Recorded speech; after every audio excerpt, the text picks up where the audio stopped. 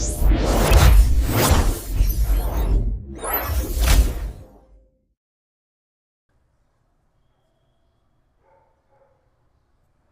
Friends, आज इस lecture में फ्रेंड्स हम लोग पढ़ेंगे अलजेब्रा ऑफ वेक्टर्स के बारे में और इसकी कुछ बेसिक जो ये इंट्रोडक्शन टाइप का लेक्चर होगा। तो इसमें हम लोग कुछ इसकी बेसिक प्रॉपर्टीज़ देखेंगे जिससे हम इस कॉन्सेप्ट के थोड़ा फेमिलियर हो सकें। तो फ्रेंड्स शुरू करते हैं।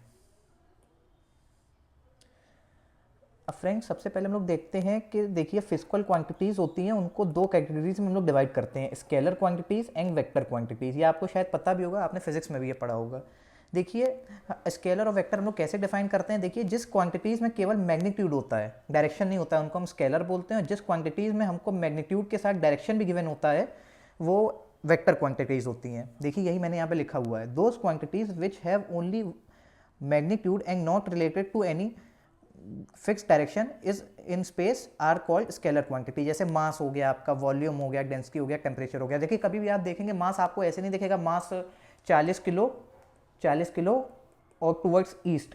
कभी आपको ने ऐसा कहीं लिखा है कि मास 40 किलो टुवर्ड्स ईस्ट हो गया, या आपको लिखा हो कि आपका जो वॉल्यूम है वो 10 मीटर क्यूब है टुवर्ड्स वेस्ट।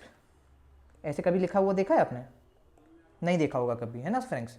तो इसलिए और देखिए दूसरी तरह की क्वांटिटीज़ कौन सी होती हैं। एक क्वांटिटीज़ होती हैं वेक्टर क्वांटिटी होती है जिसमें हमको मैग्नीट्यूड और डायरेक्शन दोनों लिखना मैंडेटरी होता है। देखिए यही मैंने यहाँ लिखा हुआ है, quantities which have direction and magnitude both are called as vector quantities.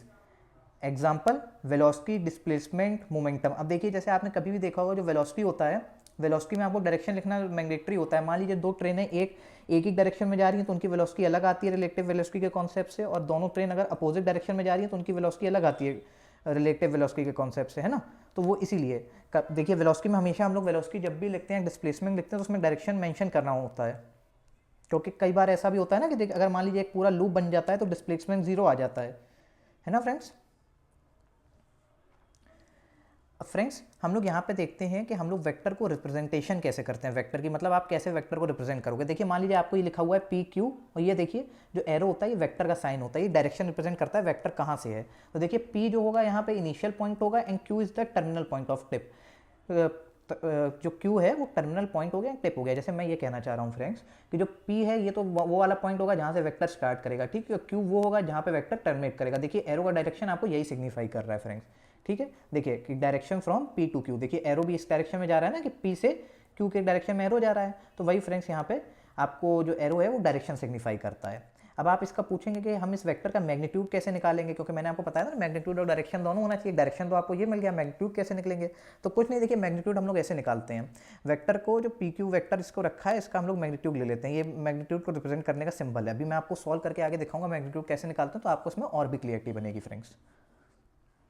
देखिए यहीं पे देखिए ये लिखा हुआ है, देखिए पी क्यू, तो ये पी क्यू उसका डायरेक्शन रिप्रेजेंट कर रहा था, तो ये देखिए एक डायरेक्शन हो गया, और ये देखिए इस वेक्टर का मैग्नीट्यूड हो गया फ्रेंड्स।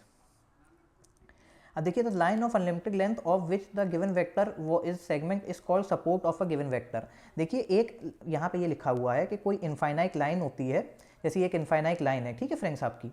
अब ये जो वेक्टर पी क्यू है ये इसका एक देखिए पार्ट है, तो है ना। तो जो ये जो लाइन है इनफाइनाइट लेंथ की, कहाँ देखिए unlimited length of which given vector is segment is called support of given vector. तो देखिए ये जो लाइन जा रही है इनफाइनाइट लेंथ की, जो आपकी लाइन जा रही है इनफाइनाइट लेंथ की, इसका केवल इतना सा जो पार्ट है यही है पी क्यू वेक्टर, है ना। तो ये जो लाइन है ये पी क्यू वेक्टर का सपोर्ट हो गया फ्रेंड्स। अब फ्रेंड्स मैं आपको ये एक्सप्लेन करूँगा कि हम लोग जो वेक्टर लिखते हैं जैसे 2i कैप है ना, 1i कैप हो गया, प्लस 3j कैप हो गया, प्लस 5k कैप हो गया, ये हम लोग कैसे लिखते हैं, ठीक है। देखिए जो आप ऐसे याद कर सकते हैं, जो आपका ये j होता है ये y एक्सेस रिप्रेजेंट करता है, i होता है वो आपका x एक्सेस रिप्रेजेंट करता है, k जो होता है आपका ये z एक्सेस रिप्रेजेंट करता है, ठीक है। जैसे अगर आपको वहाँ पे x में अगर 2 वैल्यू लिखनी होगी मान लीजिए, तो आप क्या लिखोगे 2i कैप। सिमिलरली अगर आपको y में मान लीजिए 5 वैल्यू लिखनी होगी तो क्या लिखोगे 5j कैप। सिमिलरली फ्रेंड्स अगर आपको z में मान लीजिए -5 वैल्यू लिखनी होगी तो क्या लिखोगे -5k कैप। देखिए वही मैंने आपको यहाँ पर रिप्रेजेंट किया है कि ऐसे कोऑर्डिनेट एक्सेस होती हैं वेक्टर के लिए, ठीक है फ्रेंड्स। अब देखिए यहाँ पे क्या है, यहाँ पे है फाइंड, क्वेश्चन है find the magnitude of vector A 2i cap plus 4j cap plus 4k cap, ठीक है फ्रेंड्स। तो देखिए कैसे इसका मैग्नीट्यूड निकलेगा, तो इसका मैग्नीट्यूड ऐसे निकलेगा जो यहाँ पे आएगा इसका स्क्वायर कर दीजिए, प्लस जो ये लिखा हुआ है इसका स्क्वायर कर दीजिए, प्लस जो 4 लिखा हुआ है इसका स्क्वायर कर दीजिए, ठीक है। और पूरे का एडिशन करके अंडर रूट ले लीजिए। देखिए मैंने यहाँ पे यही किया हुआ है। और फिर जो आपको ये वैल्यू मिलेगी फ्रेंड्स, ये इसका मैग्नीट्यूड हो गया वेक्टर ए का।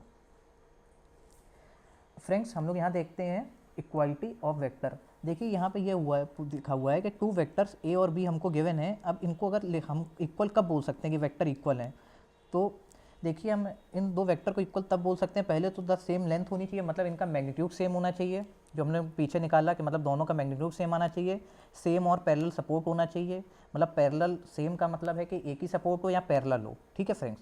और तीसरा पॉइंट क्या है, द सेम सेंस होना चाहिए, मतलब उनका डायरेक्शन सेम होना चाहिए, मतलब अगर एक वेक्टर इस डायरेक्शन में है तो दूसरा वेक्टर इसी डायरेक्शन में होना चाहिए, ठीक है। ऐसा ना हो कि एक वेक्टर इस डायरेक्शन में और दूसरा वेक्टर इस डायरेक्शन में, ठीक है फ्रेंड्स। अब फ्रेंड्स यहाँ पे एक न्यूमेरिकल हम लोग सॉल्व करके देखेंगे कि यहाँ पे हमको क्या गिवन है। यहाँ पे देखिए लिखा हुआ है find the value of X and Y such that vector 2i cap plus 3j cap equals to and X I cap plus Y J cap are equal, ठीक है। तो देखिए जब वेक्टर इक्वल हैं तो मतलब आप ऐसे लिख सकते हो, इन दोनों वेक्टर को इक्वल हैं तो आप ऐसे लिख सकते हो, ठीक है। अब इक्वल है तो आई के जो आई के साथ का एलिमेंट होगा ये दोनों सेम आने चाहिए, तभी तो इक्वल होगा ना। और जो जे के साथ एलिमेंट है ये दोनों सेम आना चाहिए। तो अब दोनों साइड आप कंपेयर कर लोगे, जब आप कंपेयर करोगे तो एक्स की वैल्यू क्या आ जाएगी, एक्स की वैल्यू 2 आ जाएगी, ठीक है। और वाई की वैल्यू क्या आ जाएगी, 3 आ जाएगी फ्रेंड्स। देखिए यहीं पे मैंने लिखा हुआ है x2 y3। अब फ्रेंड्स एक और देखिए क्वेश्चन इसी कॉन्सेप्ट पे। अब देखिए ए आपको ये गिवन है, बी आपको ये गिवन है, ठीक है। Are the vector A and B equal हैं। तो देखिए आप सीधे देख सकते हैं कि यहाँ पे ये वेक्टर इक्वल नहीं है, क्योंकि देखिए ये जो आई के साथ जो एलिमेंट हैं ये दोनों भी यहाँ पे 1 है और यहाँ पे आपका 2 है, ठीक है। सिमिलरली यहाँ पे 1 है, यहाँ पे आपका 1 गिवन है और यहाँ पे आपका 2 है, तो मतलब इक्वल नहीं है। पर आप मैग्नीट्यूड भी निकाल के देख सकते हो। बट आप मैग्नीट्यूड जब निकाल के देख रहे हो तो देखिए दोनों का मैग्नीट्यूड तो सेम आ रहा है, वेक्टर ए का भी और वेक्टर बी का भी, है ना। मैग्नीट्यूड देखिए मैग्नीट्यूड तो दोनों का सेम है, बट आप देखेंगे but given vectors are not equal as their corresponding components are not equal, जो मैंने आपको शुरुआत में बताया, है ना। अब देखिए फ्रेंड्स, अब यहाँ पे हम लोग को ये दिखाना है कि ये आपको पॉइंट गिवन है, बी आपको पॉइंट गिवन है, सी गिवन है, डी गिवन है, ठीक है। हमको प्रूव करना है ए बी और सी डी इक्वल है, ठीक है। तो ए बी कैसे निकलेगा सबसे पहले, तो बी देखिए वेक्टर का डायरेक्शन ये बताता है किस डायरेक्शन में जा रहे हैं, ठीक है। तो मतलब पॉइंट ए से पॉइंट बी की तरफ जा रहे हैं, ठीक है। तो हम लोग लेंथ कैसे निकालेंगे इसकी, तो जो बी है ये वाला पॉइंट पहले आएगा माइनस फिर ये, ठीक है। तो बी आपका पॉइंट क्या गिवन है 1 0, मतलब 1 आई कैप प्लस 0 जे कैप, ठीक है। वही मैंने यहाँ पे लिखा हुआ है। सिमिलरली आपका ए क्या गिवन है 0 आई कैप प्लस 1 जे कैप, देखिए यही मैंने यहाँ पे लिखा हुआ है। अब आप दोनों को सब्सट्रैक्ट कर लीजिए इसमें से, तो 1 में से 0 गया तो 1 आ गया, सिमिलरली 0 में से 1 गया तो -1 आ गया, ठीक है फ्रेंड्स। देखिए इससे आपका ये आ जाएगा A B vector. Similarly friends आप सी डी वेक्टर निकाल सकते हैं। सी की वैल्यू डी पॉइंट की वैल्यू आपकी ये गिवन थी क्वेश्चन में और सी की ये गिवन थी, जब आप दोनों को सब्सट्रैक्ट करेंगे तो आपका ये आ जाएगा सी डी वेक्टर। अब आप ये देखिए यहाँ भी वेक्टर आ रहा है आई माइनस जे और सिमिलरली फ्रेंड्स यहाँ पे भी वेक्टर आ रहा है आई माइनस जे। तो इसी तरह से हम लोग देख सकते हैं कि जो वेक्टर ए बी है और जो वेक्टर सी डी है दोनों इक्वल हैं फ्रेंड्स। तो फ्रेंड्स इस वीडियो में इतना ही, मिलते हैं नेक्स्ट वीडियो में। अगर आपको हमारा वीडियो हेल्पफुल लगा हो तो इस वीडियो को लाइक करें, अपने फ्रेंड्स के साथ शेयर करें, हमारे चैनल को सब्सक्राइब करें। Thank you friends.